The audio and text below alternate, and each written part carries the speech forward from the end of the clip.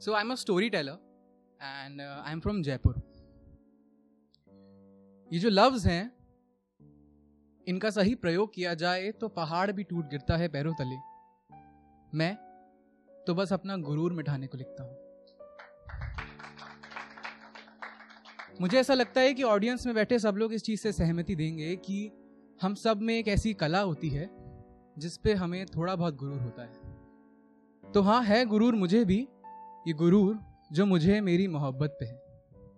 एक ऐसी मोहब्बत जिसे झंझोरा जाए तो कुछ किस्से गिरते हैं इससे, जिन्हें पिरोकर एक अफसाना तैयार करके लाया हूं। अब ये अफसाना कहानी है या मेरी जिंदगी, इसका फैसला आप लोग कीजिए। ये कहानी उस दौर की है जब व्हाट्सएप हमारी जिंदगी में नया नया आया था। वो पहली रूबरू थी हमारी जब एक ऑडियो फाइल में बंद ऐसी आवाज थी वो, जिसने पहले 2 लफ्जों में मुझे अपना गुलाम बना लिया। नूर था उस आवाज में जो पल दो पल की बातें करने की तड़प मेरे दिल में भोकर चला गया। नूर था उस आवाज में जो पल दो पल की बातें करने की तड़प मेरे दिल में बो के चला गया। जाने कहां से इन लंबी सांसों में हिम्मत बटोर के 5 शब्द लिखे थे भेजने उसमें कि बहुत सुंदर गाती हो तुम।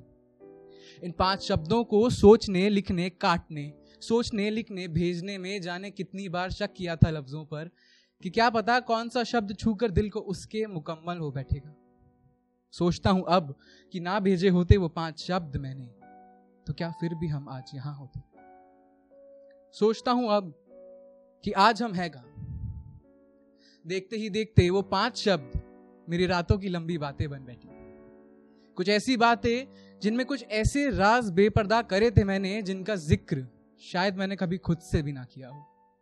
एग्जाम्स आने की वजह से हमारी बातें होनी थोड़ी कम हुई और देखते ही देखते हमारी दरमियां हमारे दूरियों में बदल गई। तरस गई थी आंखें उस ऑनलाइन को टाइपिंग बदलते देखने को। खबर मिली वो हम ही थे अकेले जिसे रोजे तक नसीब नहीं, वो तो ईदी बांटना भी शुरू कर बैठी थी। खबर मिली वो हम ही थे अकेले जिन्हें रोजे भी नसीब नहीं, वो तो ईदी बांटना भी शुरू कर बैठी थी। कुछ सपने देखे थे मैंने, पर इन सपनों में उनके लिए मैं नहीं था।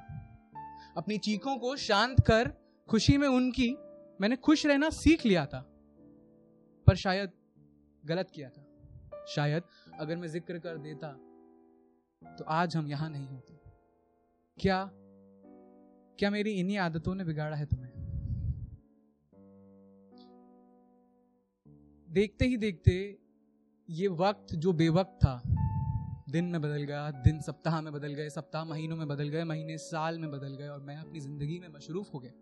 और वो भी रोज की तरह अपने इंस्टा फीड को चेक कर रहा था। बिन बात के मीम्स और कुछ पुराने खोयारों के बीच एक ऐसी मुस्कुराहट से मुलाकात हुई जिसे खबर भी नहीं थी कि आज इतने सालों के बाद भी बेहद खूबसूरती से उसने मुझे जकड़ के रखा था।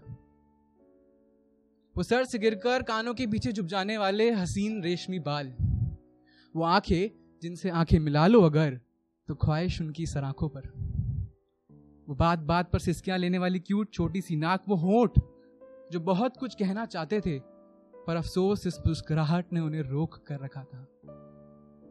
देखता हूं तुम्हें तो लिखने का मन करता है।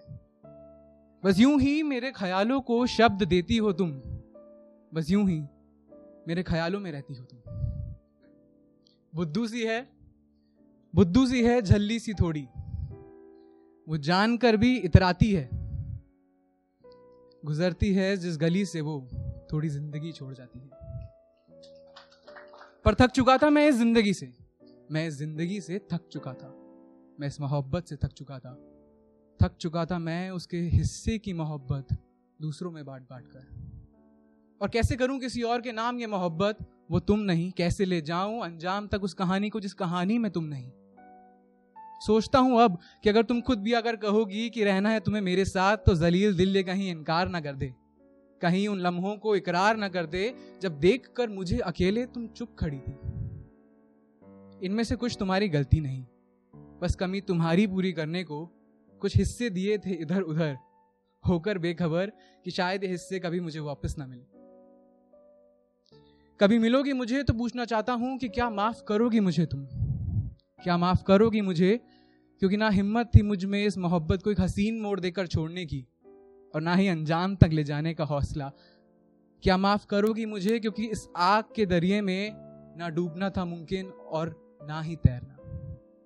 क्या माफ करोगी मुझे क्योंकि आज दुनिया के आगे जब तुम्हारे अफसाने गा रहा हूं, आज भी मैं तुम्हें ढूंढते मन को रोकता नहीं। सोचता हूं अब कि ना सुना होता वो ऑडियो फाइल मैंने, तो क्या फिर भी आज हम यहां होते। सोचता हूं अब कि आज हम हैं कहां। Thank you.